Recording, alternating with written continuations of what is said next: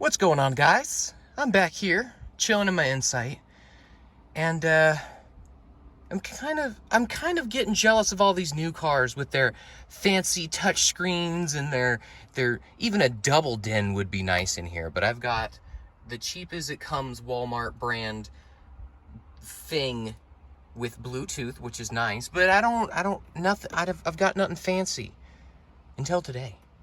Wow! I just got myself one of these portable full-touch car stereo. It's got wireless Apple Carplay, Android Auto. So I've got an iPhone. I can now have wireless Apple Carplay in an old, beated little 300,000 mile car, almost 300.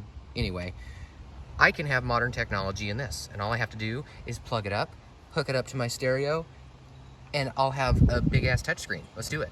All right, so this is everything in the box. Over here, we've got the little adhesive stand that you can put on the dash of your car, wherever you want, so it can adhere to the bottom of this suction cup, which holds the actual unit. You've got a little shade, which goes over the actual unit, and it also comes with a power adapter, and it also comes with an auxiliary cord, so you can hook it up directly to your car's speakers. Now, on the unit itself, it does have speakers built into the back of it, so you don't have to have an existing radio. You can just hook it straight up. It's got speakers on here. You can see there's a reset button in the back. There's also a mic in the back. I'm not really sure why, but there is a mic in the back. This right here is to connect to the stand. It just pops right in there and you click it up or down, whichever direction you have. You've got I/O here on the side, so you've got your power.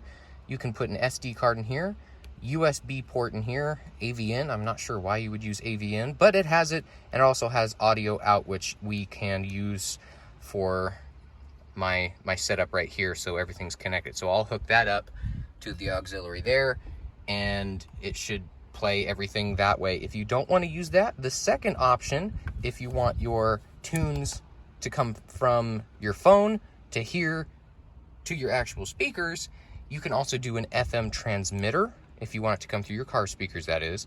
You can do an FM transmitter, so you tune your car's radio to a certain FM transmitter, and it'll just link it to that and wirelessly do it. And here on the front of the unit, we've got yet another microphone.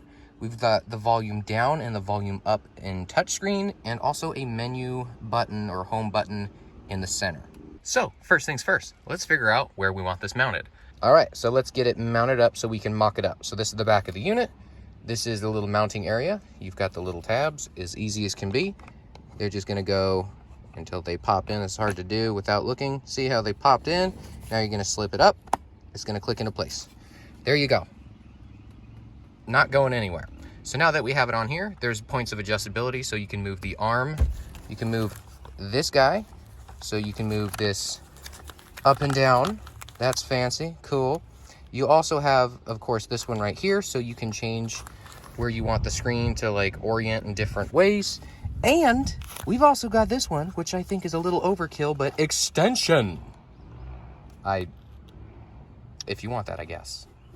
All right, so the inside of my car has a few areas. Ideally, we want a flat area. So over here, we wouldn't really be able to put it on there since it's curved.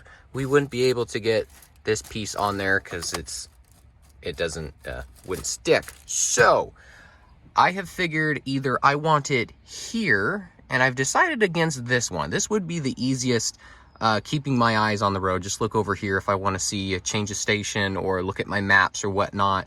However, it does interfere with my field of view because it's just a big old chunk right there. So I found a new location. If I take this and I move it down here. So of course, all of you are going to have different vehicles. Maybe you have the same one as me, but I've got a little area down here where it's nice and flat, where I can stick this suction cup. So you can see if that pops up, I can have that. It's not going to interfere with the gear selector. It's going to be perfectly mounted right there, right under my radio. We're going to have look at that. It would be perfect right there. So I'm going to link it up, hook it up, suction it up. And of course, whenever attaching something to your car, make sure you clean it very well. Of course, oh God, I shouldn't be showing you guys this, but it's been a while since I've done a little bit of cleaning. So We're gonna ignore that. Down here, I've already got it cleaned. It's nice and clean. There's nothing sticking to here. If you have alcohol, clean it with alcohol. If you have some sort of cleaner, clean it up so you get a very good adhesive stick. Make sure I don't get my fingerprints on there, nice and clean. But once it's nice and clean, we're gonna take this guy out of the package. We're gonna clean the surface of this. It already looks pretty gunky, but it's flat. Other side, it's got an adhesive strip, but it does have the little plastic over it, but no tab. So I'm gonna take about 20 minutes to try to get this up. Yeah, it's gonna be a while. See you soon. All right, I've peeled it off. You can see it's nice and shiny and sticky, but I don't want to touch it. So we're gonna take this and we're gonna stick it right up here, right where you want it on that flat area. Also, I feel like mentioning it to you guys if you don't know, but if you live in a really hot or possibly cold climate and sticky things don't stay in your car sticky, as you can see, there's holes in here. So if you really, really want to, you can get some small screws and make it a permanent install. Next up is the setup. We're gonna take that guy off. And there we go. We have the placement in order. You can see right up here at the bottom, everything's nice stuck together. If you do need to do adjustments, of course, do adjustments as you see fit for your vehicle. But I have the placement right where I want it. Doesn't get in the way of anything. I've got access to the buttons here, especially when I'm driving, since it's a gear selector. I do have just a tiny bit of room in there. So that's perfect. So this, I've had this guy for a very long time. You can even see it's discolored. I've had this guy for a very, very long time. Done its job, but now it's time to retire him because we have to plug in this to make sure that this gets power. However, the awesome thing about this is when we plug it in, we now have two. So I literally just upgraded by adding something. Even more than I already upgraded that. Anyway, I can charge. There we go, plugged in, easy as can be. You just plug it in, the end. But we have a ridiculous amount of wire here. So I need to figure out what to do with this. I could just toss it in my cup holder, but it's a cup holder. Kind of, I never used them anyway, but I kind of can't use it now unless I kind of put it in from the side or the other side. Anyway, this has to go somewhere. So what I'm thinking of doing is, zip tying this all together and kind of shoving it underneath the dash. So if I come up here and just kind of throw it somewhere up here, I'm not really sure where. I mean, maybe just shove it back here somewhere. That's a good area of nothingness. I can put it back there. There we go, easy as can be. Threw it back there, just kind of set it behind here. I can actually scoot that back a little bit more, but I set it behind there, tuck the wires up on this little lip that's right here. So now if I put them kind of in between these two pieces of plastic, they're in place. Wires are tucked away, not in the way of my cup holders, which you could totally fit a can of soda in there, or a can of Dasani. I don't know what you guys drink, but you can do it. Now, I didn't mention it before because I didn't think I was going to use it, or many people would, but now that I've routed the cables and figured out how long that is, you might actually use this. It comes with a single little wire organizer, so you put the wire through there, then you close it, and those little things clamp together like that. Then you've got the adhesive on the bottom, so you can kind of stick it somewhere.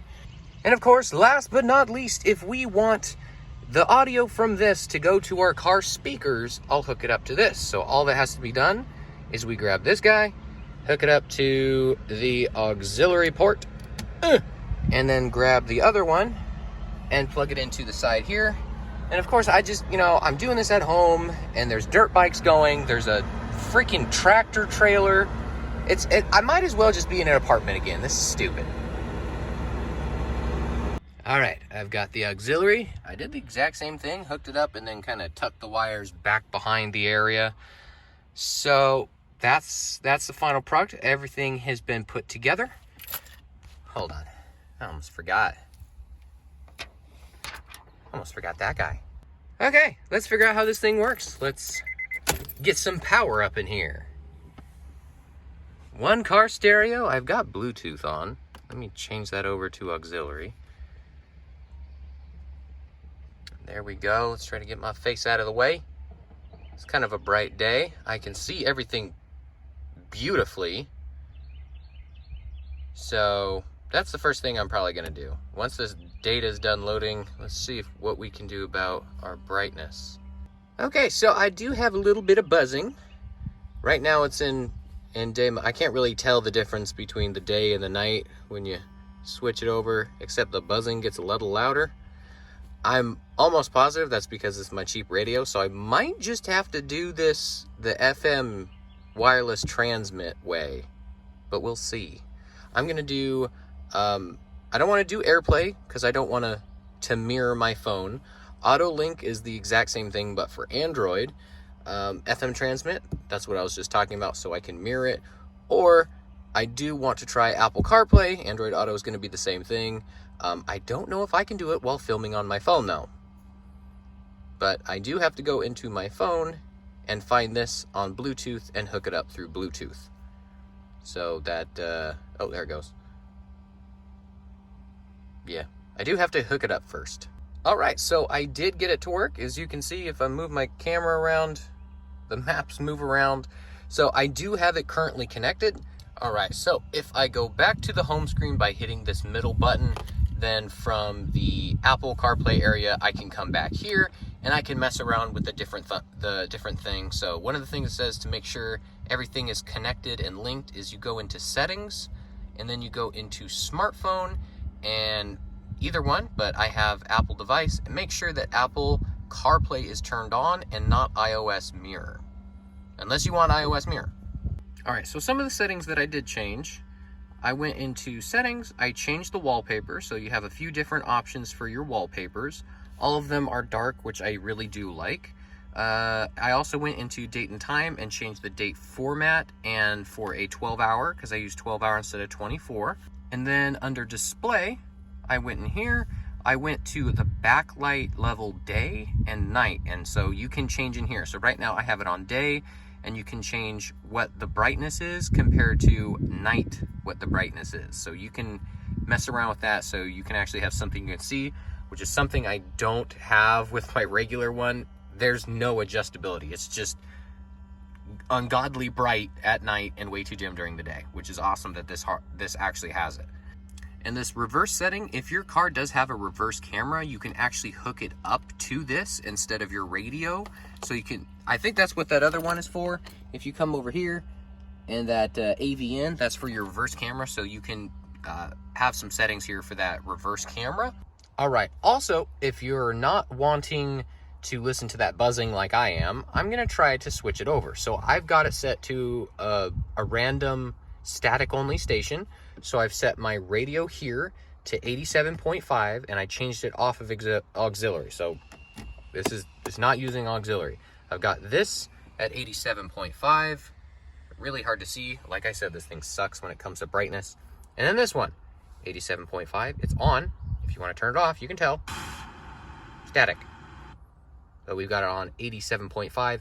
Now that is how they're linked. So if I hook up anything to one, it'll transmit on the other.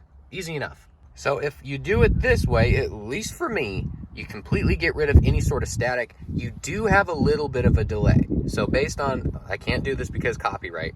If I hit play, it's gonna take about a second before it starts. And the same thing if you stop it.